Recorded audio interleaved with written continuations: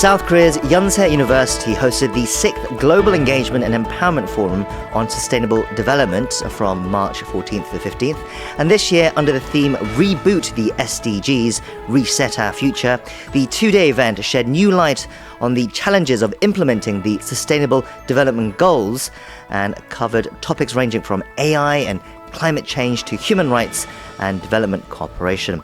Among the panelists was Professor Puleng LenkaBula, Principal and Vice-Chancellor at the University of South Africa, who spoke on the topic of calling for transformation, a critical evaluation from the majority world. So in lieu of our weekly economy review today, we have invited Professor LenkaBula to our studio to talk about the event, as well as relations between South Korea and South Africa ahead of the upcoming Korea-Africa Summit here in June. She's with us now in the studio. Professor, hello, and thank you for your time today. Thank you for inviting me. I appreciate being here. Professor, can you first introduce yourself in your own words to our listeners a bit? I understand that you were the first ever female Vice-Chancellor of the University of South Africa. Yes, my name is Puleng LenkaBula. I'm the Principal and Vice-Chancellor, as you've said. I'm a Professor of Ethics. And yes, indeed, I was the first woman to be appointed at the University of South Africa after 147 years of its existence. So I'm appreciative that I will open opportunities for other women to aspiring for leadership in varied sectors of our society. And can you tell us your areas of expertise as well? My area of expertise is social ethics. I write on the intersections of economy, ecology, and feminist theorization. Right, and you talk a lot about sustainable development goals as well. I understand you're involved in that area.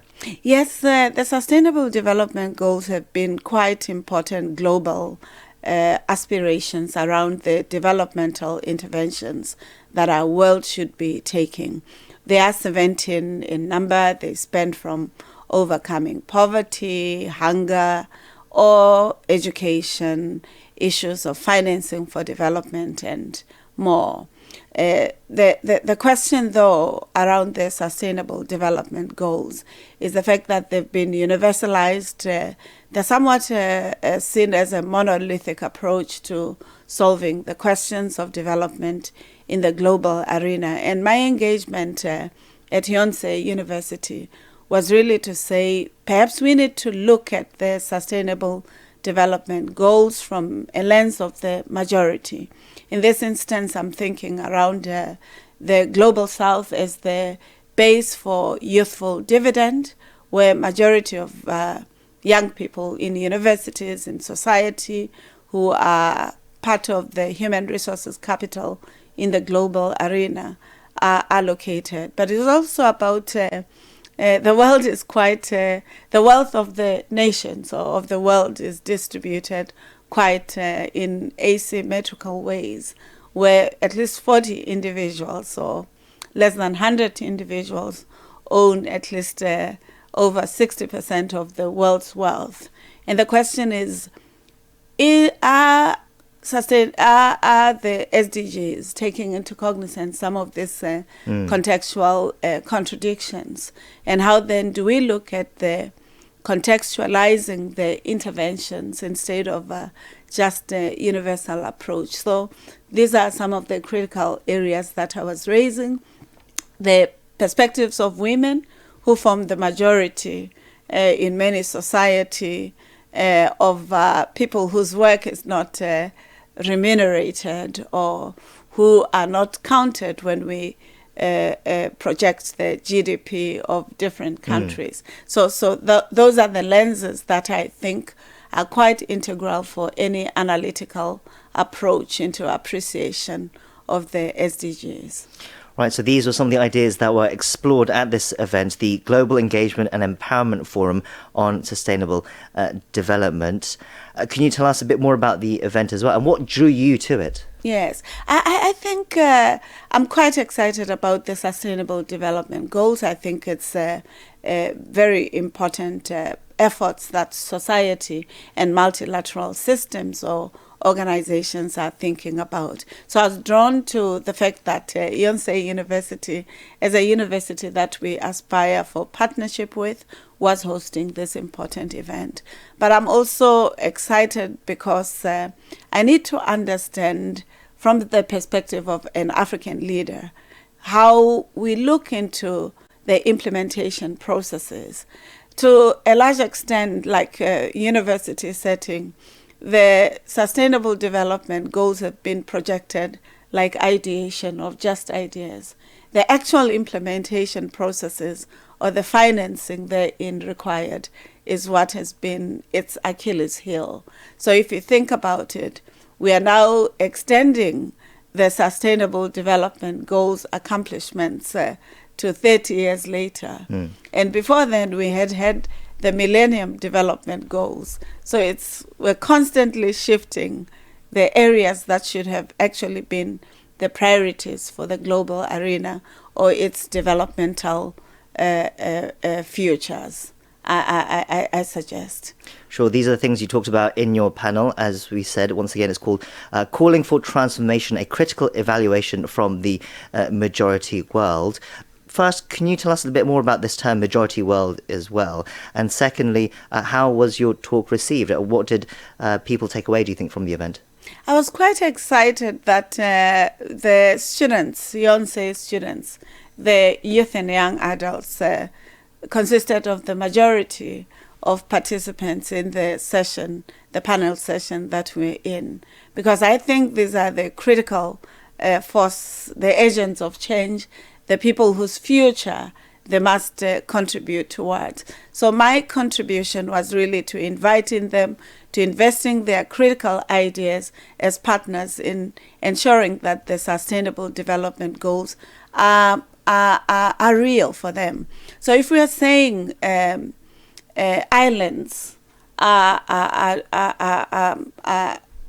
drowning, or if we are saying forests are being challenged, or the future of food sovereignty, of food security is becoming a challenge, it's the youth and young adults that must be active in looking at how they are not disadvantaged from the decisions, policies, global or local, that are affected by the applications of the Sustainable Development Goals. But it's also in the aspects of education, for instance, in the context of the digitization and development, it is the youth and young adults that must be co-constructors of knowledge, of systems, of interventions. They must also not just say because there's new artificial intelligence systems or machine learning systems or even quantum computing, then they extricate themselves from being participants in the imagination of the future. So I want to look at the Sustainable Development Goals in terms of education as a strong invitation for youth and young adults to really valuing education and not allowing even the digital systems to be shaping how they live. They must always understand that it is their intellectual outputs or resources that make these important developments and innovations. It sounds like you will have given the students who came a lot to think about, a lot of food for thought. What do you make of this sort of event being held here in South Korea as well? I think South Korea has played a very important role in the world. And I think there are also multiple lessons for countries, whether in South America or Africa or even anywhere else in the world, that would like to draw on the developments that have been gained. For instance, Korea was a colonized country, but if you look at it after its processes of decolonization, there's been tremendous development and growth in infrastructure. Educational outcomes have been quite important. Inventive and innovation ideas, whether you think about LG, which was just a local innovation, but which has become a global innovation, or Hyundai car, I hope I'm pronouncing it properly, which is now a car that you can find in my country, whether you think of a Samsung phone or even K-pop, you know. So I think they're quite important assets that Korea must appreciate for itself, but also that the idea that sustainable development goals must draw on successful experiences or experiments such as Korea, I think is an important one. And therefore, for me as a South African, I think what it means is to say we come from the same context or similar context of colonialism. What are the lessons of agility we can draw, and what is it that we can share? I was just earlier on telling you that we're learning about the Korean concept of conviviality or win-win, which you refer to as sangseng. I don't know if I'm saying it, and how Ubuntu as humanizing principle for SDGs, for the global multilateral systems, especially in the context of war in Ukraine and Russia, in Israel and Palestine. How then do we harness some of these assets to ensuring that we live in a peaceful, in a fair, in a safe space, and these institutions that sustainable development goals would like to strengthen become peaceful environments for the existence of humanity. Sure, and we wanted to talk more about also South Korea's relationship with South Africa and Africa more in general as well while we have you here today, especially with the Korea-Africa Summit upcoming in June. How would you describe the relationship between South Korea and your country, South Africa? I think there's something that, whereas I've commended South Korea for really doing well for itself, for extricating itself from Japanese control through the colonial system and improving the developmental trajectory here. I think it retreated from the continent of Africa or partnerships with the continent.